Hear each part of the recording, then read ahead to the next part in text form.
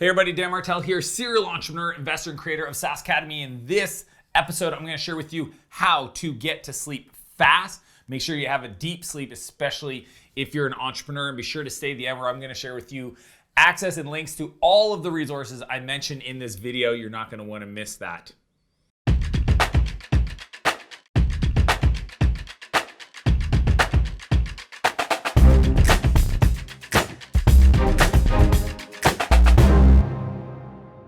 All right, so my sleep journey, just so that you guys have context, I get 93, 94 sleep quality scores every night. One of my good friends, Chad, calls it sleep porn. I use my Oura ring. This is actually an Oura ring. I use it at a wedding band. It's, if you don't know what it is, it's, anyways, it's an electronic device that measures a lot of cool stuff, but definitely my sleep. Here's the thing is I didn't really prioritize sleep growing up. As an entrepreneur, I built a company called Spheric, didn't care about my sleep. Did another company, Flowtown, same deal. It wasn't until I had kids where all of a sudden now I had these human alarm clocks that were waking up every morning, and I really need to dial in my routine and structure. And what happened is when I got my Oura ring about 3 years ago, it gave me something to measure. And you know, there's a great saying by Peter Drucker that what gets measured gets managed. And all of a sudden now I made it a game that I wanted to get world-class at sleep. And that's where I went through this process of studying, talking to really incredible people. One of my friends, Ben Greenfield, shared with me some strategies I'm going to teach you in this episode. And then also my buddy Matt Gallant, who is literally the sleep czar. He's probably spent 50 grand on different experiments and strategies to get the best sleep possible. I'm not gonna share some of those because they're obviously out of range for a lot of people. I personally don't think I'm gonna go from a 94 to a 96 if I get some of these devices. That being said, I'm gonna share with you my strategy, make sure I get to bed and fall asleep quick, stay in a deep sleep, and wake up feeling fresh so I can get on with my day, because just because I sleep well does not mean that I'm not hard charging any less than I was before. I just do it with a clearer mind. Let's get into it. Number one, daily dumps. Yes, that's what I'm calling it. I know it sounds hilarious, but here's the way I think of it is every day, at the end of my day, I really need to get out of my mind on paper, but in my case, a Google Doc, all of the things that are still outstanding that I need to work on. The reason why is because if I don't do that, when I'm laying in bed trying to get to sleep, my brain keeps going, hey, you forgot about this. Hey, you forgot about this. What about that? Did that person ever get back to you? Et cetera, et cetera, et cetera. And you literally will toss and turn all night. So what I do at the end of my day, it's 5 o'clock because I go get my kids, is I dump everything into a Google Doc, including my email. So I get to inbox zero every day because I transfer my emails into this Google Doc and I put every other project that I need to review or focus on in there. So that way when I close my laptop, I know that it's there, it's ready for me to review to make sure I prioritize in the morning. So a daily dump at the end of your workday to get things out of your mind onto digital paper so that you don't toss and turn and worry, and so that you can be present with people you might be spending your nights with, your family, your partner, and if you have kids, it's critical. So do that. Start with the daily dump. Number two, early to bed. This is going to be a tough one. I know a lot of you do not want to hear this. You want to continue staying up till 11, 2 o'clock in the morning, working, partying with friends till 1 in the morning, whatever your spice of life is. I will say this, that the thing that's allowed me to really dial in my sleep is following, because this is the first thing my Oura ring told me, is like, your optimal time to go to sleep is between 7:45 and 8:15. Let's be honest, I've got kids, they don't go to bed till 7:20, and I do want to hang out with my wife. So for me, it's 9 p.m. 9 p.m. I am typically sleeping, and I do a full 8 hours right till 5 in the morning. So I'm a 5 a.m., or if you want to do 6, you can go 10 to 6.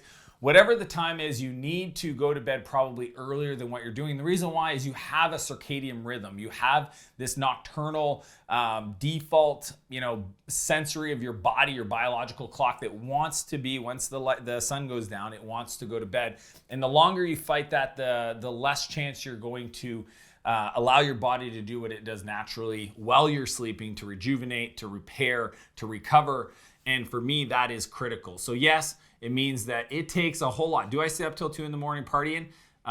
Like I said to somebody the other day, the ROI required for that to be true is very rare. Maybe once or twice on an annual basis, somebody will present an opportunity to me that requires that kind of commitment, like New Year's Eve in British Virgin Islands that I just got to enjoy. But it is rare that I'm going to bed late. So early to bed is a key strategy. Number 3, cold room. Turns out I generate a lot of heat. My wife have always said I am like an energy plant. If I don't know why, it's just my body type. But here's the deal. I think for most people, if you think about it, when you went camping as a kid, maybe you've experienced this, or if you do like I do and set the temperature cold in your room, there's something about having cold air in your breath, but your body being warm that feels really relaxing and really nurturing. So when I travel, or definitely when I'm home, I set the temperature low, but when I travel, I do the same thing. So much so that recently I had my team, we had a team meeting in my hotel room, and when they came in, they were freezing because I think Fahrenheit, it was at 68 Fahrenheit.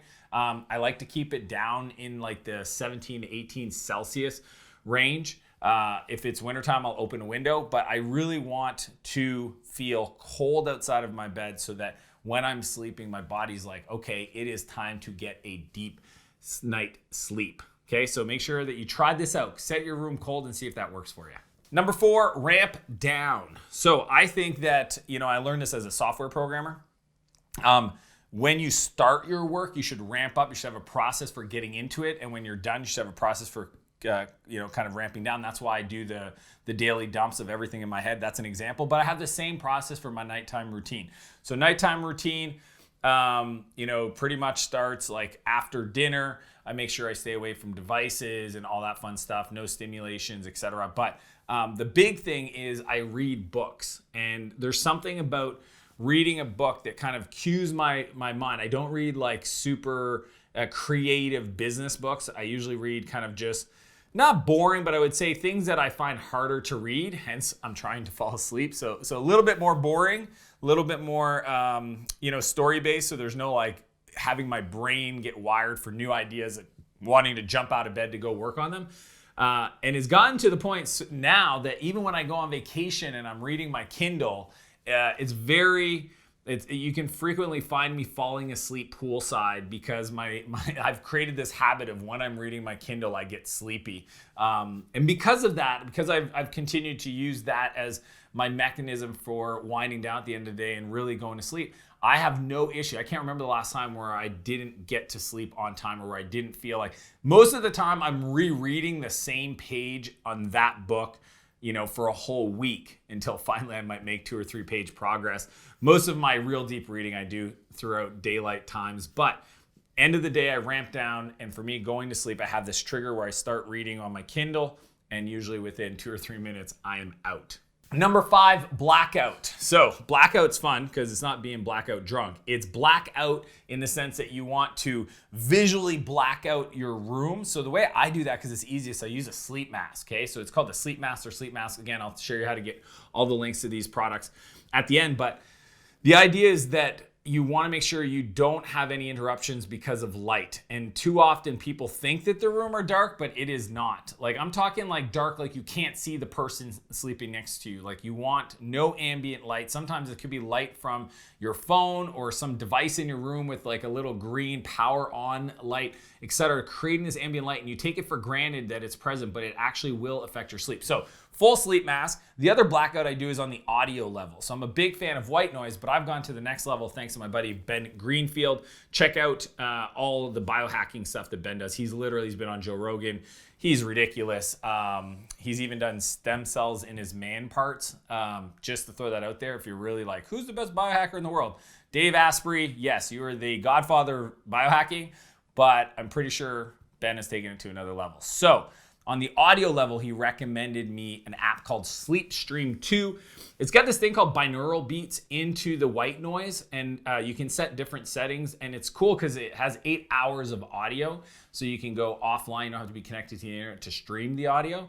And also if you're flying, like when I do international flights and I'm doing some red eyes, I'll use that to make sure that I get a really good deep sleep so nothing around me wakes me up. And he even recommends, I don't have this, but I just bought it, which is a sleep mask that's got the audio headphones built in using Bluetooth so that they're flat, and that way you can lay on your side. I've been using my AirPods when traveling on flights and whatnot. Don't really work. You want noise canceling, or the downside is they don't have noise canceling, but it's better than nothing. You definitely want to make sure that there's no chance that you're accidentally waking up because of sounds that might be going on outside your room or in your house that you're not aware of when you're sleeping, that's waking you up and then causing you an interruption to your sleep pattern. So black out your room, your senses.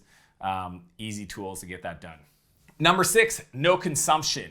All right, so I know this isn't gonna be a popular one, okay? But here's the deal. If you wanna get great sleep, you think that drinking alcohol is helping. It is not. It's scientifically proven. You can literally run your own split test between a week of having a glass of wine at dinner to kind of wind down versus a week of not, and look at your sleep patterns. So the data's out. No consumption is just 101 stuff. So it's table stakes for getting a good night's sleep. So that's not even part of my conversation. The other one is consumption around food. I think too often, especially if you're snacking late to right before you go to bed, the digestion system will turn, and kind of like the sugar levels will spike, and it'll just really mess. Like if you've ever had a big meal and then tried to go to sleep, you might fall asleep fast because you just had like this huge kind of carb load crash, but the quality of the sleep is not there. So make sure, when I say no consumption, it means no consumption on alcohol or food. For me, 6:30 onward. I like to fast till the next morning at 8 a.m. So I get a kind of, not a really long fast, but a decent fast between 6:30 and 8 a.m. But that to me is how we're really gonna just allow our bodies to do what it needs to do to recover and really repair while we sleep, because that is the benefit for me when it comes to this charging forward, building a business, being present for my family, really trying to squeeze as much out of life. Sleep's a non-negotiable, because without that, everything else starts to fall apart. So quick recap, 6 strategies to fall asleep faster and get deeper sleep as an entrepreneur. Number 1, daily dumps, get everything out of your mind onto a digital paper. 2, early to bed, follow the patterns of the sun as a little cue, a tip. Cold room, make sure it's cold, set it when you're traveling, ramp down, have a habit. For me, it's reading to go to bed fast. Black out your room, audio and visual. And 6, no consumption, to make sure that your body is ready to get an awesome night's sleep. As I mentioned at the beginning of this episode, I want to share with you an exclusive resource. Well, resources. I have the How to Get Back to Sleep If You've Woken Up video. So if you search my YouTube channel, you'll find that. I've got some very structured practices because I coach high-performing entrepreneurs that really struggle with this. So if your mind's racing, you can't get back to sleep, I've got quick 4-step strategy to get you back to sleep. So that's a video on my YouTube you can check out. Also, all the resources and links to the sleep mask, the sleep phones, the sleep stream audio app, etc., are linked below this episode, so you can click on those, check them out. They're not referral links or anything. They're not affiliate links. I just want to make sure you have access to the same tools that I use. And if you like this video, I'd ask you to smash that like button, subscribe to my channel. And if there's anybody you feel that this video could serve, feel free to share it with them directly. As per usual, I want to challenge you to live a bigger life and a bigger business, and I'll see you next Monday. Oh, that's sneaky.